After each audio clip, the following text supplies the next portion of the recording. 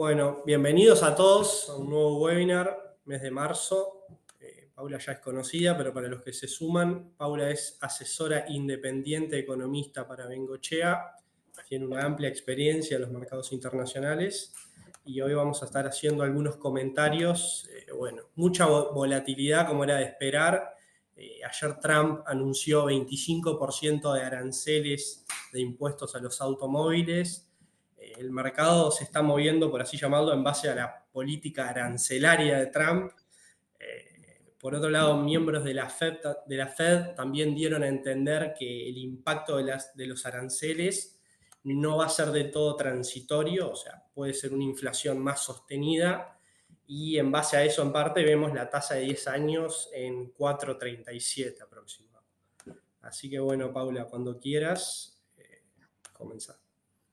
Buenísimo. Bueno, muchas gracias Facundo y a la gente de Bengochea por darme esta oportunidad. Y la verdad que va a ser un llamado bastante particular, bastante relevante. La verdad es que los últimos días vengo leyendo mucho a diferentes jugadores de mercado y me puse mucho a pensar y terminé escribiendo en un reporte que, bueno, saldrá en el mensual, un poco más detallado, pero todo lo que está pasando, ¿no? Y cuánto tomar en serio y cuánto no. Entonces, primero un poco, y vamos a hablar entonces un poco de macro, sobre todo mucho de la parte de este tema de tarifas. Como mencionaba Facundo, tenemos noticias todos los días. Después vamos a hablar algo de mercados y cómo posicionarnos con esta volatilidad en particular que estamos viendo. Facundo, ahí se ve en una diapositiva que dice guerra comercial. Sí, sí, todo ok. Perfecto.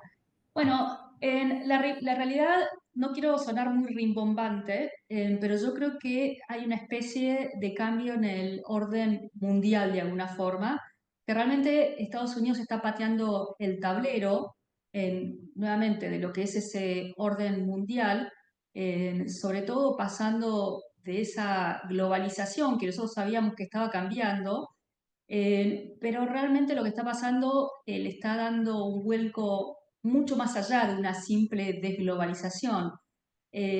Casi podríamos decir que es un cambio de economías liberales a economías proteccionistas, mercantilistas, cosas que no hemos tenido mucho en épocas modernas.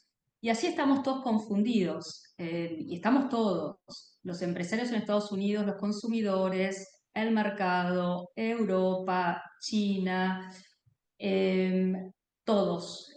No sabemos todavía cómo posicionarnos, estamos en ese primer momento de mucha volatilidad y vamos a tener que adaptarnos y esto va a llevar tiempo, por más que el camino al final sea bueno, pero tenemos que pasar esto. Entonces, recordemos que Trump ganó sobre tres pilares, ¿no? Uno era la reducción de impuestos, desregulación, mayor eficiencia del gasto fiscal y, bueno, también el tema de independencia energética.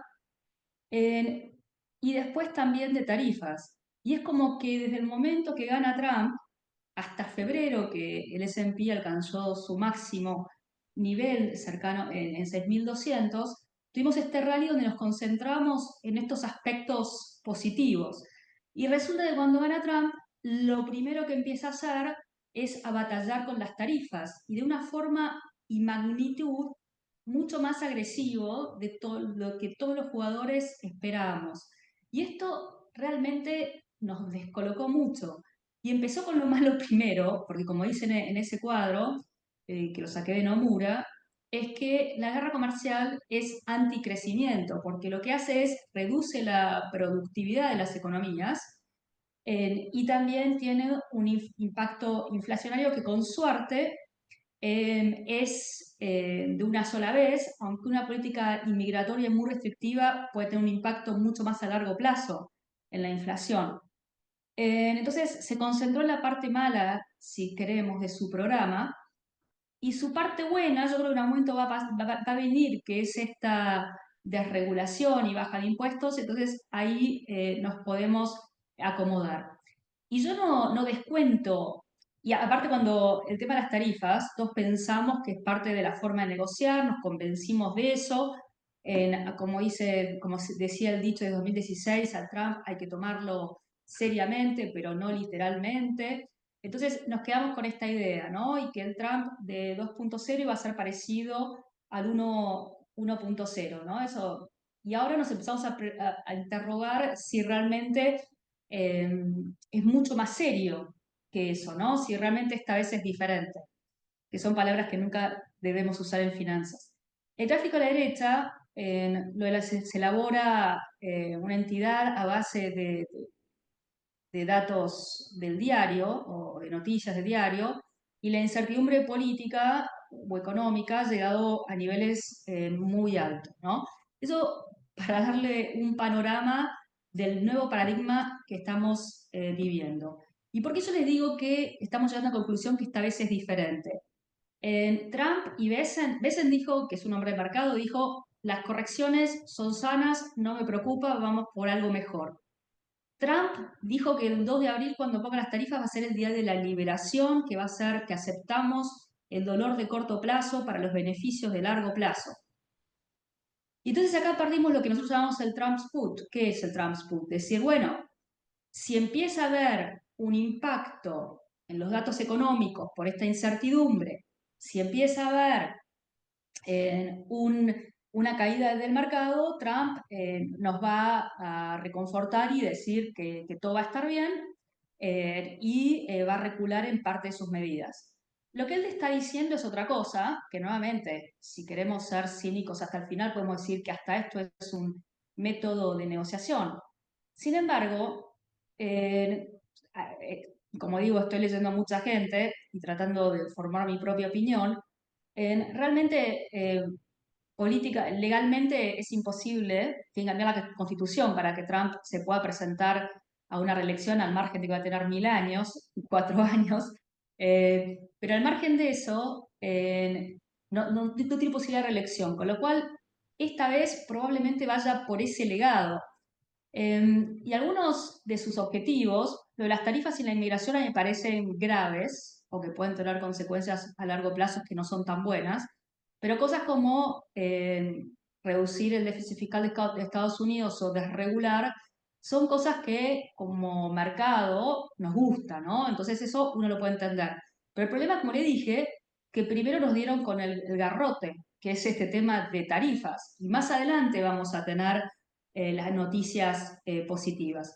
Y como ya les había adelantado en el call de en el llamado de hace una semana, perdón, hace un mes atrás, si se intensificaron el impacto que esta incertidumbre está jugando en que está teniendo los jugadores de mercado, ¿no? Y en los jugadores económicos. En los jugadores económicos, los consumidores, los industriales que tienen que invertir y la Reserva Federal. Vamos a hablar principalmente de esos jugadores y cómo está teniendo un impacto. La expectativa de lo que hace la Fed Atlanta es que el primer trimestre sea negativo para el Producto Bruto de Estados Unidos. Otras mediciones como de otros Fed lo ponen un poco más arriba y cercano a cero, y depende de que uno considera las importaciones. Pero yo ya les adelanté la otra vez que en realidad en el cuarto trimestre, por temor a tarifas, se adelantó el consumo o mucho de las ventas. Entonces, esta primera parte del año viene floja, que eso se ve en el gráfico de abajo, a la derecha, en lo que es las ventas minoristas, que cuando uno le saca mucho de los factores, realmente se desaceleró bastante y se corrigió muy para abajo el dato de enero, ¿no? El mercado laboral sigue contratando alrededor de 150.000 personas, que no es muy fuerte. La buena noticia es que los despidos no son importantes, pero este reporte de febrero todavía no incluía muchos despidos del gobierno federal, entonces es como puede empeorar esto.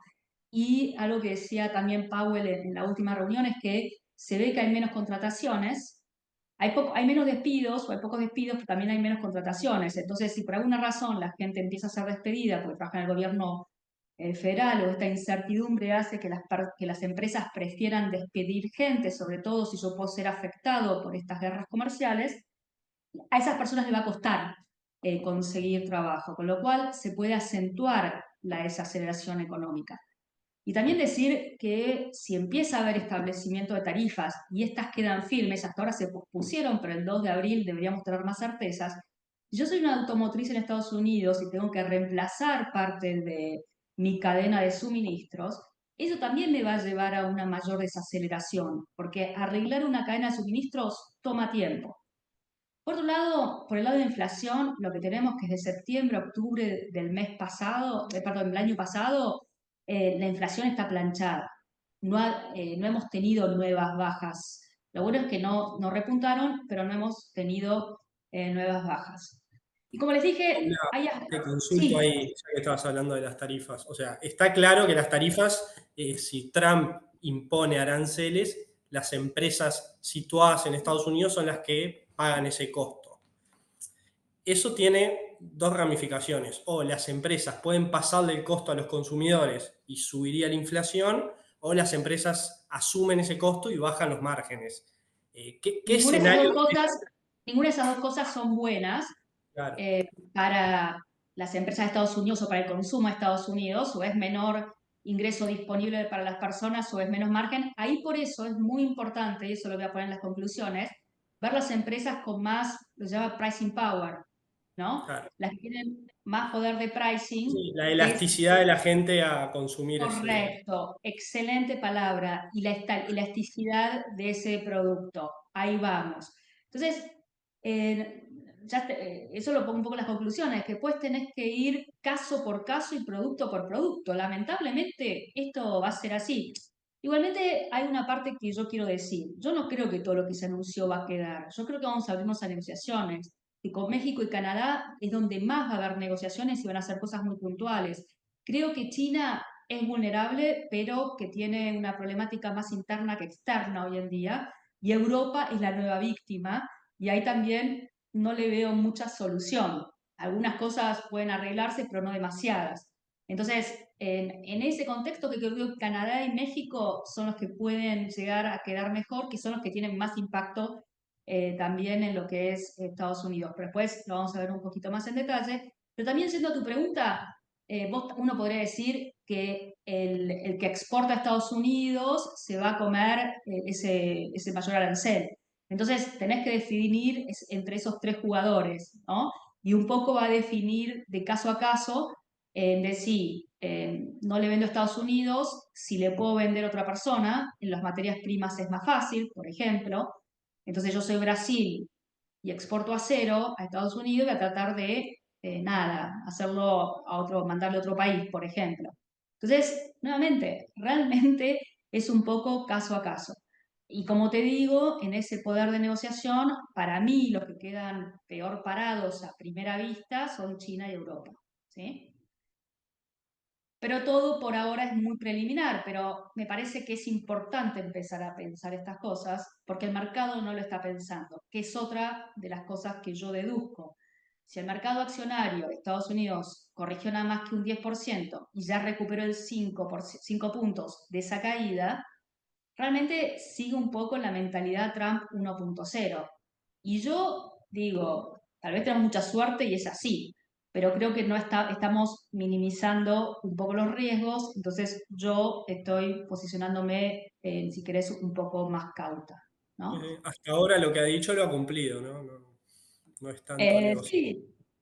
Sí, sí, pero bueno, como te digo, todo lo fue posponiendo, Sí. salvo la parte de China, y bueno, teóricamente lo de los autos empieza a partir del 3 de abril. Yo creo que es el comienzo de negociaciones. Pasa que también estas negociaciones pueden tomar mucho tiempo, la implementación de tarifas toma mucho tiempo, con lo cual quedás mucho tiempo con incertidumbre que puede seguir teniendo un impacto en el mercado y en la economía hasta que se acomode. Después vamos a ver que algunas de las cosas que pasaron, uno puede estar en las teorías conspirativas que Trump lo hizo a propósito, porque quería que se debilitara el dólar y que la Fed en última instancia baje las tasas, ¿no? Pero bueno, ya es ahí entrar en la cabeza de Trump, que no tengo ni idea.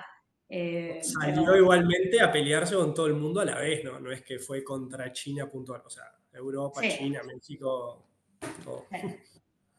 Sí, no, seguro. Y como te digo, primero se supone que cuando empezás es cuando tenés que dar todas las malas noticias, pero eso es porque el año que viene hay elecciones de medio término, entonces va a querer quedar bien colocado. Pero si realmente no le importa, tal vez va por todo, ¿sí? Y trata de establecer este legado. Y inclusive en temas de tarifas, cuando uno ve lo que son las tarifas contra Estados Unidos, contra productos de Estados Unidos, y lo que Estados Unidos tiene con, o sea, la reciprocidad de aranceles, es verdad que Estados Unidos tiene muchas restricciones en muchos países que ellos no tienen internamente, entonces no hay una reciprocidad. Yo para decirte que algunas de las cosas, o el tema inmigratorio, digamos, nunca la frontera de México estuvo tan cerrada después de las charlas con Sheinbaum y los ataques a México. La realidad es que hoy en día México está siendo mucho más cuidadosa con esa frontera. Con lo cual, un poco lo entiendo a Trump en su postura, ¿no? Yo creo que el mayor error es en la parte migratoria. Me parece que no está entendiendo el valor que ha tenido la inmigración en la economía de Estados Unidos y sobre todo en el mercado laboral, que lo hemos discutido acá muchas veces. Y después, como digo, el problema que tenemos es que las tarifas, ya todos, yo ya le expliqué la otra vez, cuánto sería el impacto en el producto, cuánto sería el impacto en la inflación, los beneficios impositivos todavía no los conocemos porque no ha dado claridad, y lo que puede hacer Elon Musk con el déficit fiscal en Dodge tampoco sabemos. Entonces, esto, la parte de la izquierda lo que muestra es un poco lo que son los ingresos fiscales y los egresos, ¿no? Lo que se puede cortar de gastos, que es ahí cuando la gente es escéptica, porque muchos de los gastos de Estados Unidos es Social Security, Health, Medicare, que no son cosas fáciles de cortar. El net interest sí, lo que paga intereses sí, y por eso es que es interesante si cae la... Besen ya lo dijo, a mí no me interesa la tasa de la Fed, pero sí me importa los rendimientos de los bonos de tesoro porque esa deuda, a esa tasa yo tengo que emitir deuda, ¿no? Y ese es mi costo directo. Y todo lo que es Dodge tiene un impacto primero negativo en el desempleo, como yo lo dije antes, en el Producto Bruto, pero después eso debería recuperarse, así como también puede tener un impacto deflacionario, pero después también en acomodarse. Y bueno, la última instancia, yo creo que el gobierno de Trump está buscando un debilitamiento del dólar. eh, lo llamaban con un nuevo nombre, los 70 fueron el Plaza Accord, acá tiene otro nombre, y el tema de lo que va a hacer la Reserva Federal. Pero la realidad, esto ya también lo mostré, la raya azules son las sorpresas económicas, ¿no? Que yo esto lo he mostrado muchas veces, de Estados Unidos. Y como les digo, los datos económicos no vienen muy bien, y esto tiene un correlato en el gráfico a la derecha, donde la línea blanca es un zoom out de estas sorpresas que le digo, y la línea roja es la tasa del tesoro de 10 años.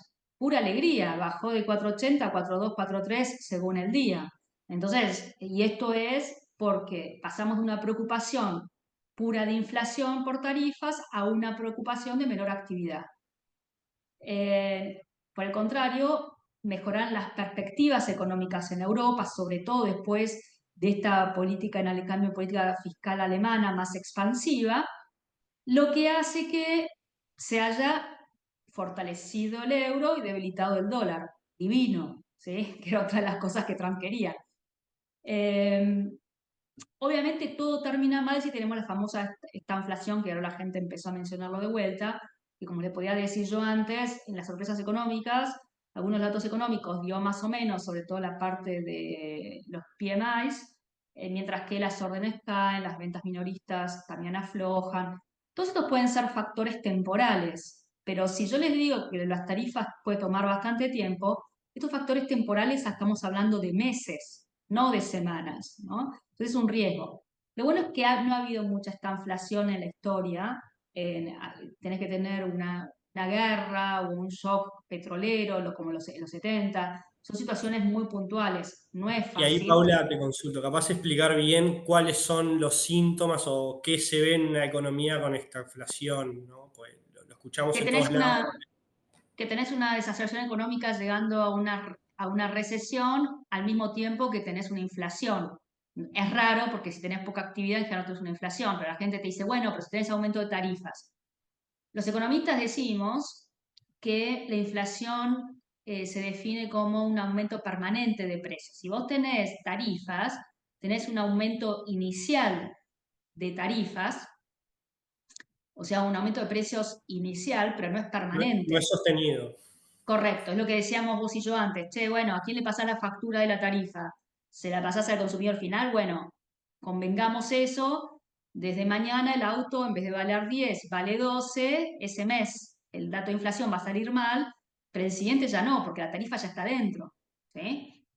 Y puede ser, y volvemos nuevamente a la elasticidad de la demanda. Tal vez decido no comprar ese auto, pero si es comida, bueno, ahí lo vas a pensar, tenés que comprarlo igual, ¿no? Entonces empieza a jugar todo eso.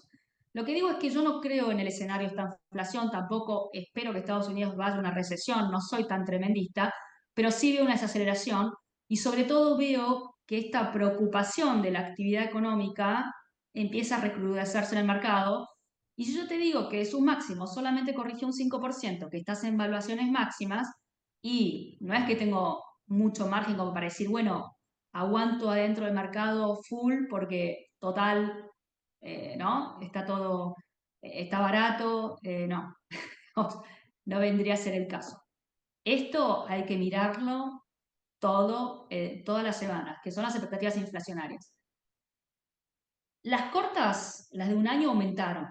¿Qué es lo mismo que hizo la Reserva Federal? La Reserva Federal aumentó sus expectativas, después lo vamos a ver un poco más en detalle, para este año, pero después el resto la siguió la mantuvo igual. A Powell lo cargaron porque volvió a usar la palabra transitoria, que recordemos que salió de la pandemia, él dijo que la inflación era transitoria, hasta que dijo, no, no, no es transitorio, y subió, hizo la subida de tasas más importante de la historia, 5 puntos básicos en tiempo, puntos porcentuales, perdón, en tiempo récord. Entonces otro día lo cargaban con lo mismo y decían, no, no, no, no, digo que es una inflación transitoria como en el 2016 cuando Trump puso tarifas. O sea, lo dijo con todas las letras. Entonces, ese aumento en expectativas a 2,9 a 3,8 según si son con tips o es con swaps, no me quita el sueño. Lo importante es el segundo gráfico que se ve muy bien, que es la de 10 años, que sigue anclada en 2,3 o 2,4. Lo que yo estoy contando ahora también Powell lo dijo con estas palabras, como, y explicándolo así, sí, las cortas entiendo que se ha subido, pero las largas están tranquilas. Entonces, no hay incorporación de expectativas inflacionarias, pero son las cosas que tenemos que monitorear. La cosa más extraordinaria que pasó con este nuevo paradigma internacional o global es la reacción de Europa. Trump consiguió lo imposible y sobre todo que se enojaron mucho por esa reunión con Zelensky. Entonces se está unificando Europa, tiene que hacer un esfuerzo de gasto en defensa, tiene que cambiar totalmente su política. Eso hizo que los Bundesbanks subieran a no sé, 40 puntos básicos, están en 3 y algo.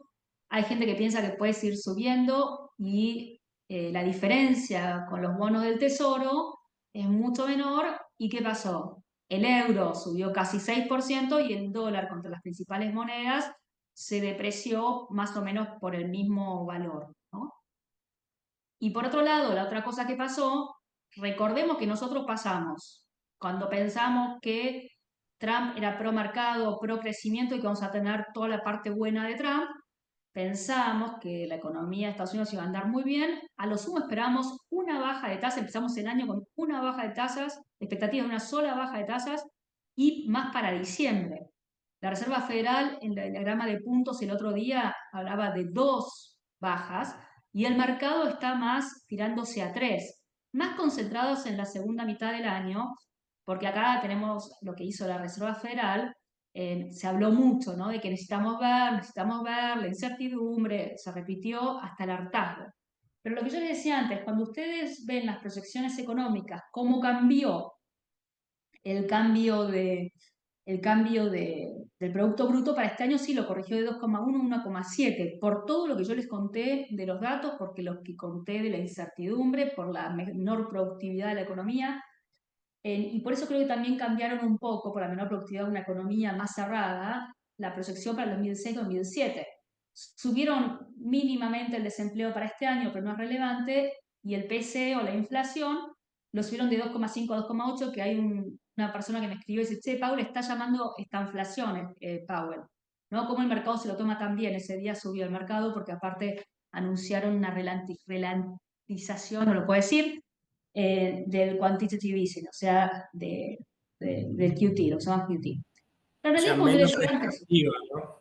perdón, La posición de de la Fed menos restrictiva en cuanto a la economía, ¿no? correcto, menos, le tiró un poco más de liquidez al mercado, ¿no? Entonces, yo le digo, no, no está llamando esta inflación. Primero porque tiene la economía creciendo cerca de su potencial, ese famoso 2, que ya te digo, lo bajó 1,8 en los últimos años, porque nada, pienso que estamos en esta desglobalización. Pero la inflación no cambió la del 2026-2027. Ahí la FED está diciendo, esto es transitorio. O sea, a eso se refiere. Yo igualmente creo que es muy interesante, la expectativa de tasas no cambió demasiado, la del mercado sí. Yo siempre digo que es muy interesante lo que es la tasa de largo plazo, que la gente ya ni la mira, que está plantada en 3. En el mundo que teníamos feliz antes, recuerden que la tasa final se acercaba más a 2. Ese mundo terminó porque tampoco las economías, esto lo vemos en este gráfico, el gráfico último, no solamente Estados Unidos, a Europa también, les está costando bajar la inflación a esos niveles cerca de 2. Entonces es muy difícil volver a una tasa del 2. Lo que sí es verdad que esta tasa que tenemos ahora de 4,25, 4,50, una inflación en 3, te da cabida para bajar. Sobre todo si tienes aceleración económica. El riesgo ambiente está que por la incertidumbre, por un pico de inflación, se atrase más esa baja de tasas. Pero bueno. Y después el mundo realmente tampoco está creciendo una barbaridad. Europa está saliendo de la ultratumba. Eh, China no termina de convencer, los países que crecen bien son otros asiáticos, como India, por ejemplo, que sí crece un 6, 7%, los norteamericanos por ahí, pero nunca tienen mucho crecimiento.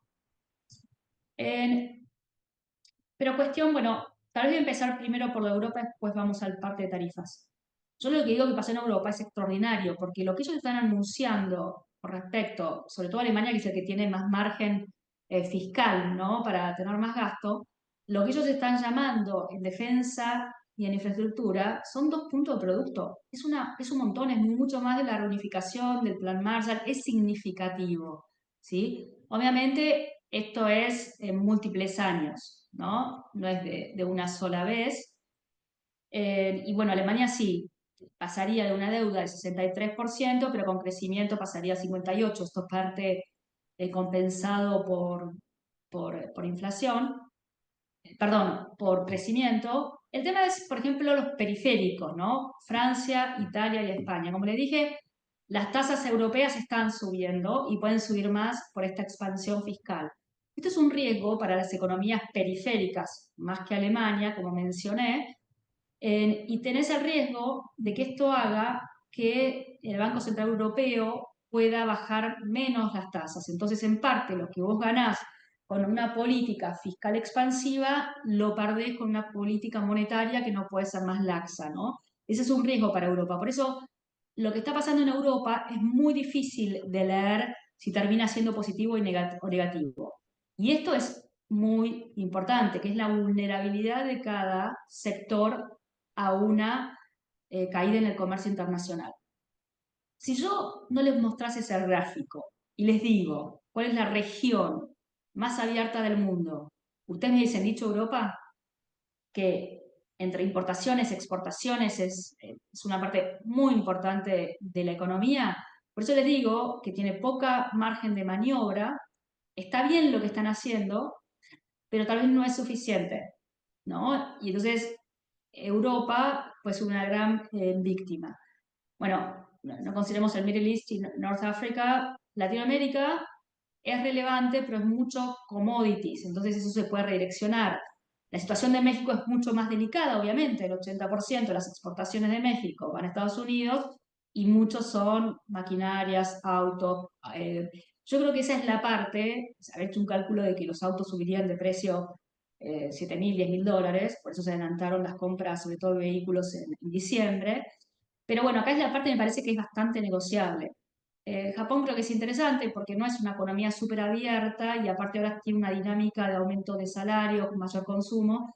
El problema es que la bolsa japonesa, el 60% son exportadores, entonces un yen más fuerte le pega. O también un menor comercio le pega a empresas como Toyota. Toyota le pegaron de cuajo y es una parte importante del Nikkei. China eh, hace tiempo que viene castigada, pero también viene con un movimiento castigada, es decir, de parte de Estados Unidos, pero viene con un movimiento interno, después vamos a ver un poquito más detalles, que tiene otros problemas.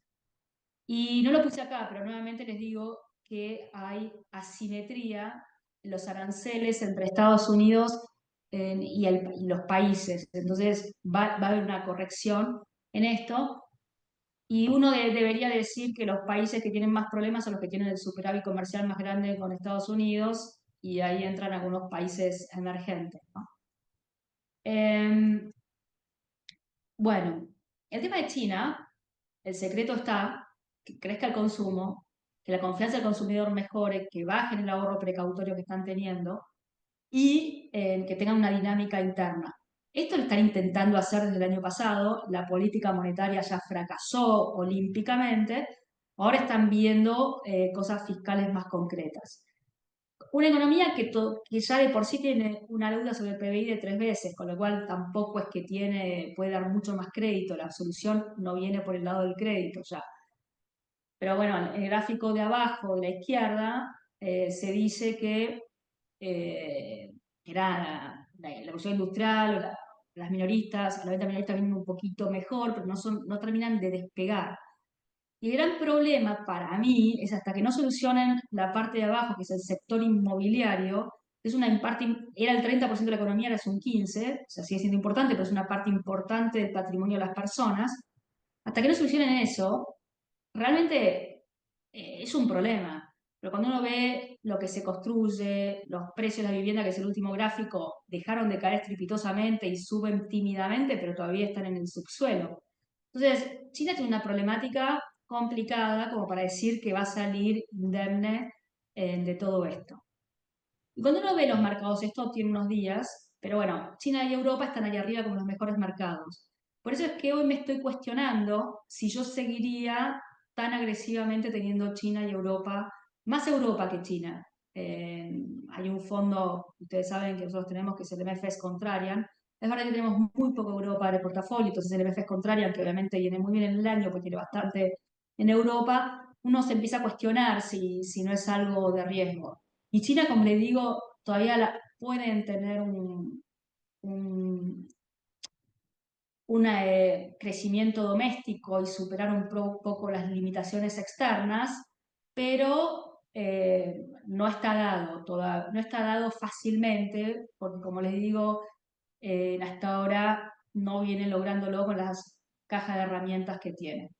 Japón, el yen es un problema y Japón ya dijo que iba a seguir subiendo tasas el presidente del Banco Central de Japón, así que el, el yen debería apreciarse. Y ojo nuevamente, si llega a esos niveles de 140, que podemos tener ese arme de carry trade, hoy está en 150.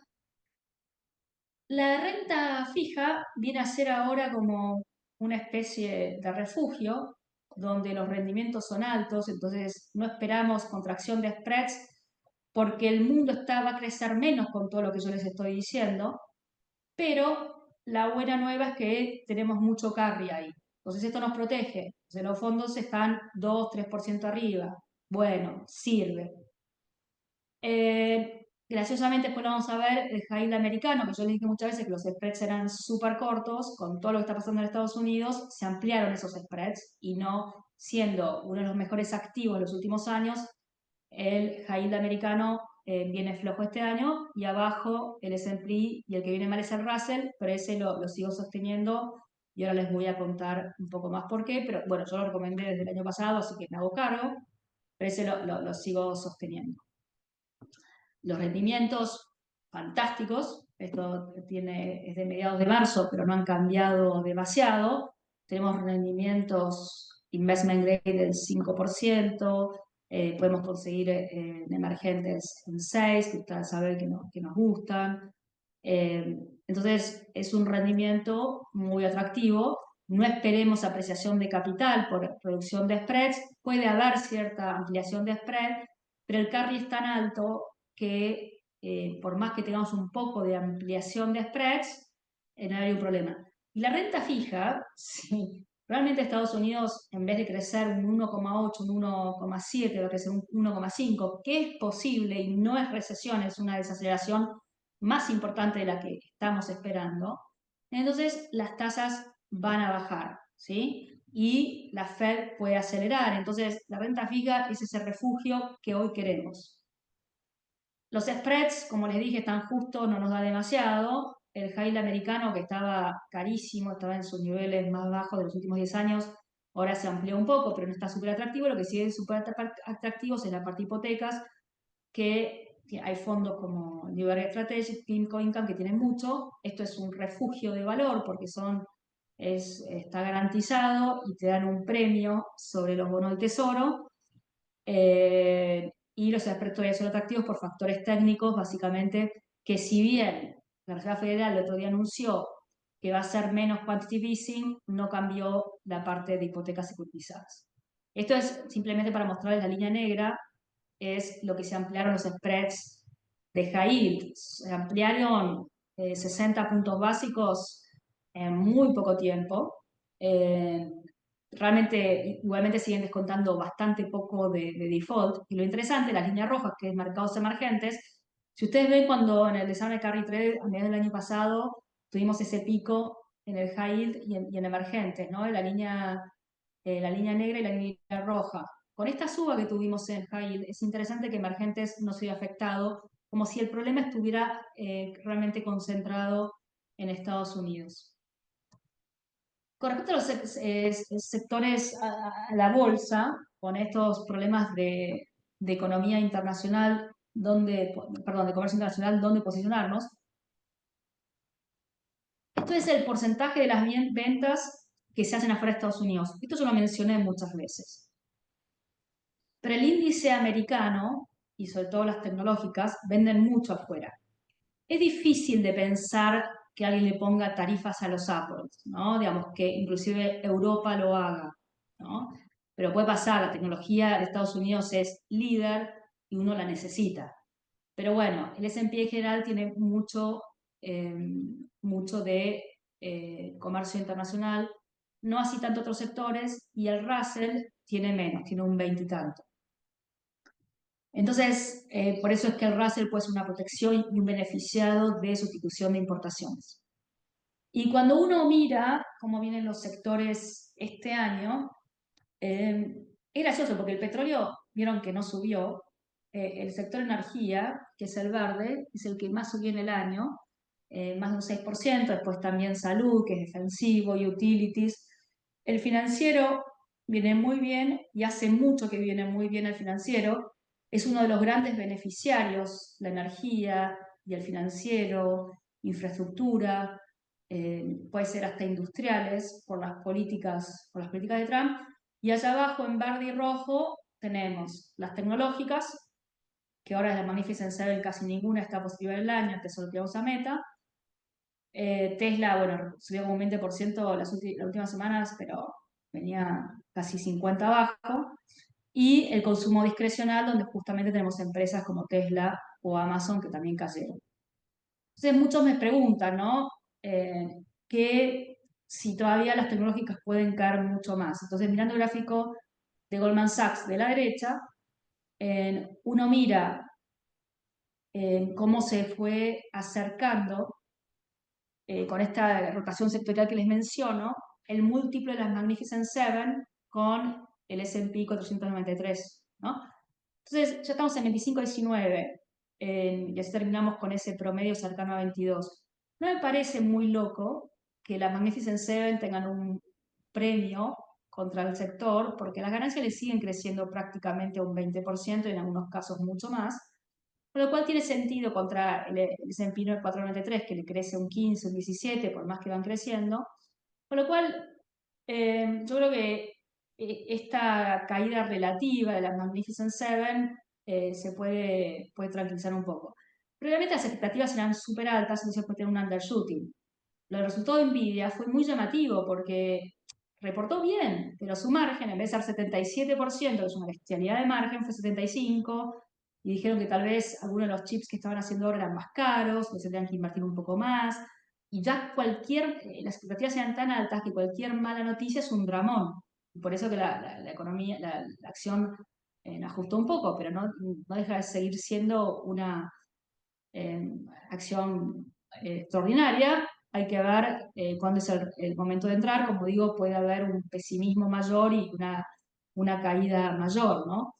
Entonces, tal vez no es el momento, pero la verdad que se ven un poco más razonables con la corrección que tuvo, relativa que tuvo este sector.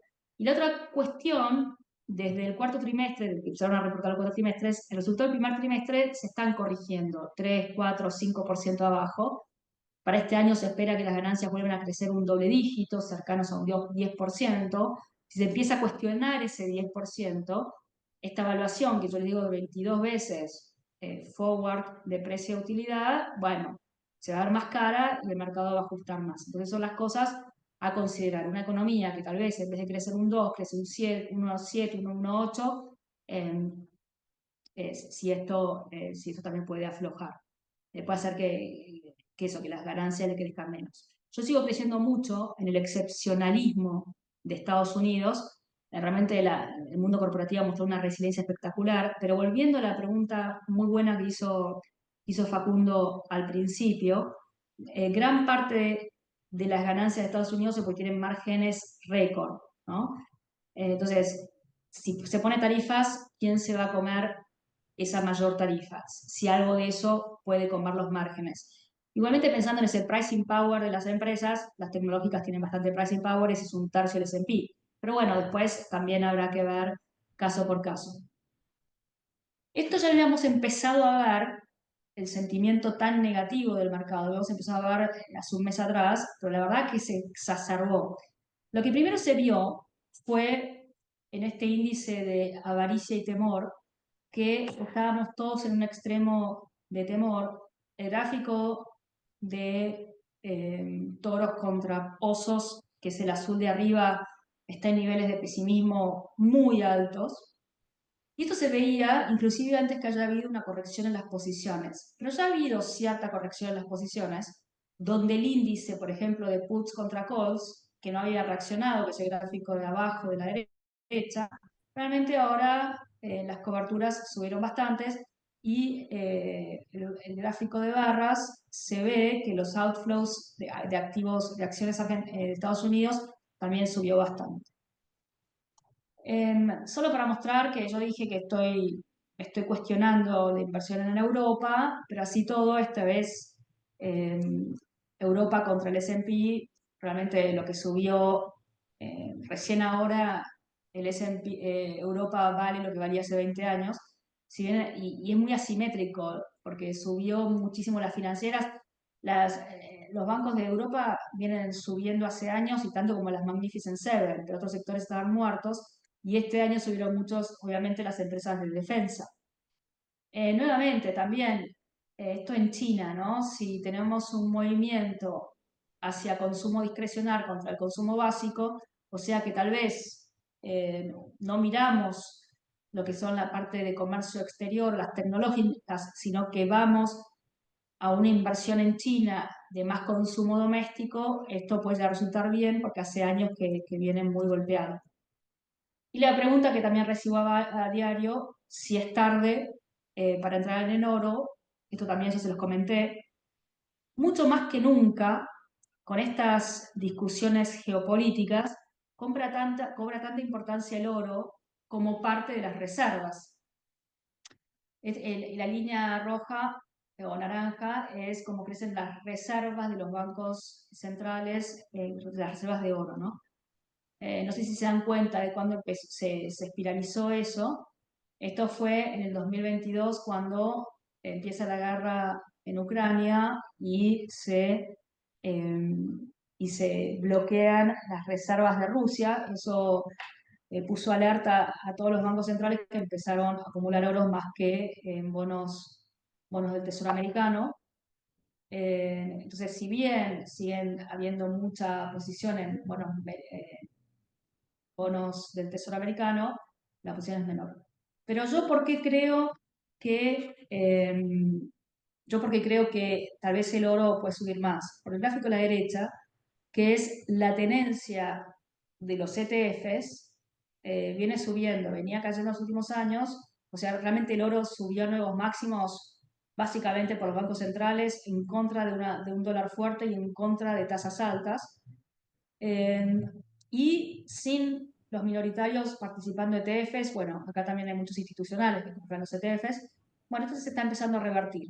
Entonces podemos tener La esta suba del última... oro ahí, Paula, entonces sería todo demanda, ¿no? Porque hemos visto incluso que el dólar se Correcto, fortaleció y el oro subió también.